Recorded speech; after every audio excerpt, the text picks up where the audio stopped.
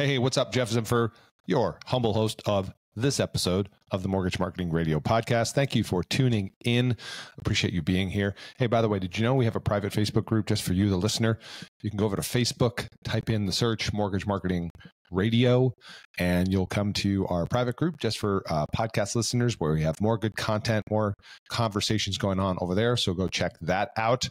Got a question for you. It's coming up here on midway through the year. How you doing? Where you at? Are you on track to reach your goals? We're going to talk more about how to close out 2024 strong and what are the strategies and tactics that I've seen from the top producers around the country be implementing. More on that in just a moment. But before we get there, I got to share with you another win of the week from our members at My Agent Classes. This is where we help you, the mortgage originator, go from solicitor and vendor to partner and peer by attracting instead of chasing real estate agents and building a platform that helps you get attention, get engagement, conversations, and contracts. Win of the week coming from one of our longtime members, Kevin Bourgeau.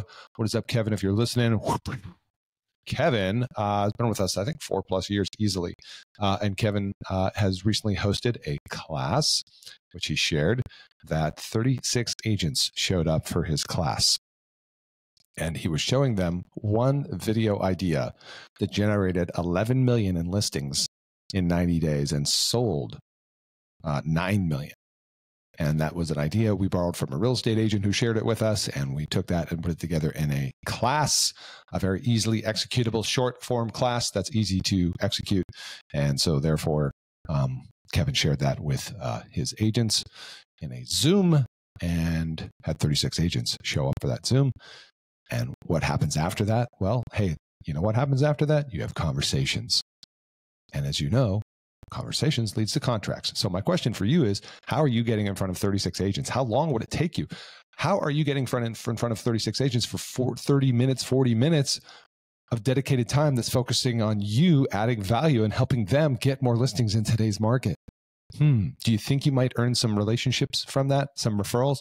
Well, I can tell you Kevin does. So do many, many other people. Want to learn more? Go look at more success stories over at mortgagemarketing.pro. Okay, so this week I'm going to bring to you a brief recap of my attendance at the recent Mastermind Summit, the Mortgage Mastermind Summit in Vegas, where I had the privilege and honor of being on the main stage as a guest speaker. What was my topic? My topic was how to double your realtor referrals in 90 days. Hint, hint, it's leading with classes and education. You've heard me talk about that long enough. I just shared with you the link to go check it out and learn more. By the way, in case you haven't heard, in top producers do classes in my presentation on stage, I shared examples from 2 of the top originators in the country who each do 1,000+ loans a year, doing events and classes, getting in front of agents at scale. So on the stage, the day before my session, or actually the day after my session, I think it was, I can't remember. It was 2.5 days. Anyway, the point being is Shant Bonosian, one of the top originators in the country out of the Boston, Mass area, got up there and shared everything he does in his business. He called it separation season. Separation season. This is the time to go grab market share and to step it up, not to roll it back, but to step it up, because the tide will come back in, right? And you want to be ready to surf the tide, not get crushed by the waves, but be on your surfboard. And what's your surfboard? Activities. You getting out there and in front of the right people. Past clients, referral partners, all that other stuff. You know, guys, it's the fundamentals. It's be brilliant in the basics. If there was any takeaway I heard from everybody at the Mastermind Summit, yes, leverage tech. Yes, show up and be present consistently on social media. But most importantly, execute the fundamentals.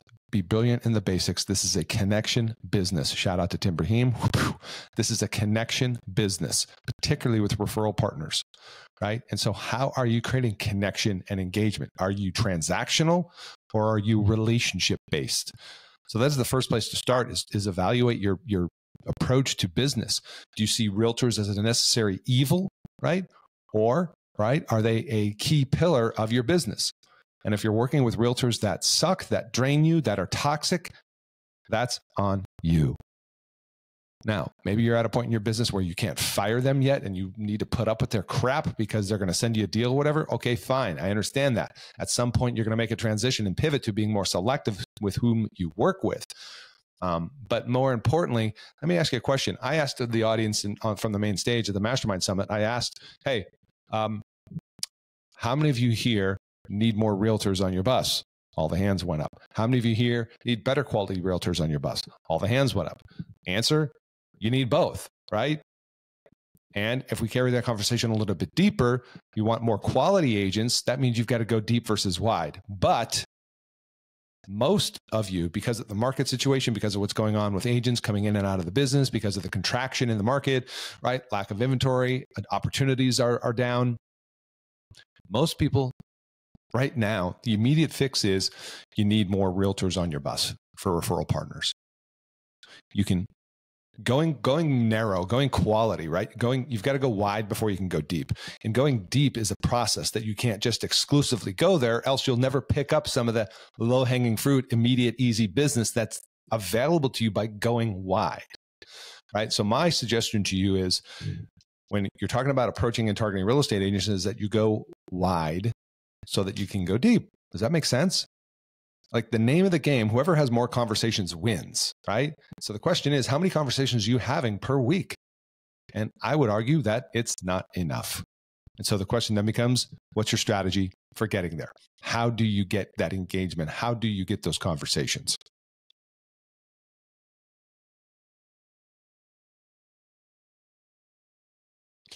So at the Mastermind Summit, Sean's on stage. He asks himself a question every single day. What is your number one job? Let me ask this for you. What is your number one job as a mortgage originator? What is it? I'll give you a moment to think. Answer, generate business every day. Generate business.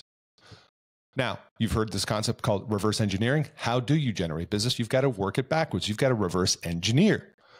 What are the steps that it takes to get to generate business? Well, ultimately, at some point, you've got to have a conversation with somebody who either wants to borrow money from you or somebody who can refer you, introduce you, connect you to somebody who wants to borrow money from you, right? Or to buy a house. So once again, it leads to conversations. Now let's reverse engineer an additional step. We need to talk to people who want to borrow money to buy a house, right? How do we get those conversations? What are the mechanisms, steps, processes by which you're going to do that? You've got a variety of different things you can do. Show up online on social media, have conversations with referral partners, contact your past client database, right?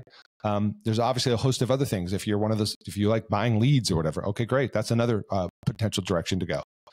But it ultimately leads to you've got to engage and have conversations. And my question for you then, coming back to activities and be brilliant in the basics, is look at your, what Champagnozian calls, look at your accountability metrics. Have you reviewed your accountability metrics, your conversations, your calls, your face-to-face or Zoom meetings, your loan apps, right? Your credit pulls, loan apps to conversion, right? To rate locks, etc. Are you looking at the analytics, the KPIs that drive your business? Because you are a business owner. And if you were running a business and I was a venture capitalist, right? I would want, and I was considering investing in your business, I would want to look at your analytics, right? Your conversations, your conversions, what do the numbers look like on that? And where can it be improved? When's the last time you looked under the hood of the engine of your business and evaluated what's working well, what could be working better, what's completely unnecessary, by the way? See, most people do many things with side effects versus doing few things with great effect. It's not about doing more, right? It's about doing less, but doing more of the right things. Does that make sense?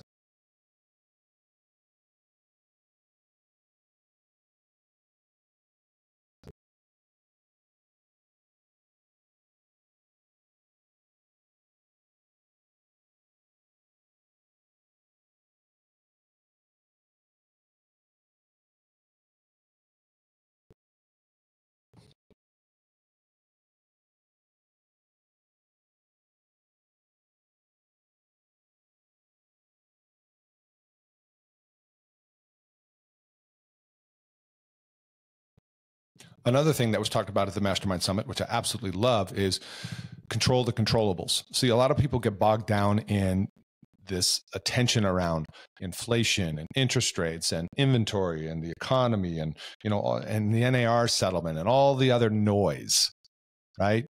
And what Shant said up on stage was that he doesn't focus on any of that. He may stay aware, right, and what's going on, but he doesn't go down the rabbit hole and get all wrapped around like what's going to happen with interest rates and what's going to happen with inflation and what is Powell going to do and all that stuff. Why? Because he can't control it.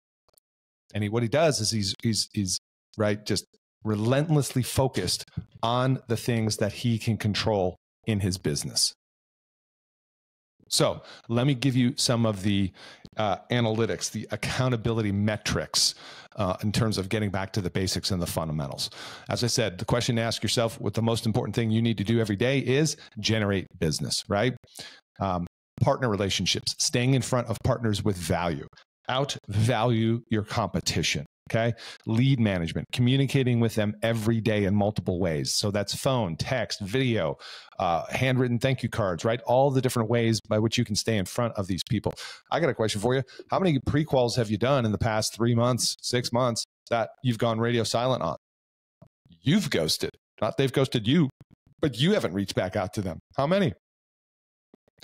That's part of the game, guys. That's called lead management, communicating, staying in front of these people, building a fence around them, right? So back to the basics. What does your accountability look around face-to-face meetings, presentations, holding events, entertaining, right? Attending events, texts and direct messages, social media, online reviews, managing your CRM, your database, time blocking, scripting. Like score yourself in each, just not each, score yourself in the top 3 categories of face-to-face meetings, conversations, and presentations. Because what I saw across the stage from Mastermind Summit consistently from everybody up there, Shayla Gifford, from Tim Brahim, from virtually every originator that was on stage talked about events one to many, right? You scale your reach. And so score yourself there, right? Because it's about being in front of people consistently. Okay. Now, some additional accountability metrics for you to look at. How many applications, how many leads, how many purchase locks, how many refi locks, right? Funded loans, funded volume, app to clear to close days. What's the gap there? How efficient is your process there? I know I'm overwhelming with you a lot. I'm giving you all the stuff so you can just pick the top 3 for you to look at your accountability metrics. How many emails sent, right? How many reviews, Google reviews, online reviews did you receive? How many videos did you record? Social media posts, outbound calls, face-to-face meetings, high-value partner meetings, and team meetings. To sum it all up, let me say it this way. Small, daily, seemingly insignificant improvements, when done consistently over time, lead to stunning results. What is success? A few simple disciplines repeated every day. What is failure? A few errors in judgment, also repeated every day. And we're talking about process over outcome. When you fall in love with the process rather than the product, the output, the outcome of, right, that you're wanting, the closed loan, the whatever it is, when you fall in love with the process, you don't have to wait to give yourself permission to be happy. You can be satisfied anytime your system is running. Let me say that again. When you fall in love with the process rather than the outcome, you don't have to wait to give yourself permission to feel happy or feel like you're making progress. You can be satisfied anytime your, quote, system is running. What does that mean? It means if you're executing on your process repeatedly, some of the metrics that I just walked you through, the calls, the conversations, the meetings, the events, whatever, if you're executing on the process, there's a lag time between you executing the process and the results showing up. That's called a plateau sometimes. That's called no man's land. That's called, right, sometimes we get frustrated and we feel like we're not making progress. And my suggestion to you is to, right, don't measure how far you've yet to go, but measure how far you've come. The gap and the gain strategy, if you're not familiar with that book, The Gap and the Gain, right? Look at the consistency of the implementation of your process, or also called a system. That's a concept from Atomic Habits. Because right now you might feel like your output isn't generating the return. I get it. It's a challenging market, right? Inventory, buyers, etc. All the noise around that. Here's how you know you can bet on you. Look at your process. Look at the consistency of the implementation of your process. And if you stay on that, it's simply a matter of time before the lagging results catch up with you implementing your process, executing your systems. Does that make sense? Cool. So I would take a look at your system and process, your weekly execution of the fundamentals and the basics, and I would grade yourself or score yourself in those areas and get clear on the fact that you can't do everything, but what can you do? Which are the top 1 to 3 activities that will move the needle? And I would go all in on you. Go all in on you. Get rid of the waste, right? Cut away what's irrelevant, not useful, including on monthly expenditures. Like, what are those little tech tools and softwares and things like that that are death by 1,000 cuts, that aren't actually moving the needle for you, that are just, quote, nice to haves?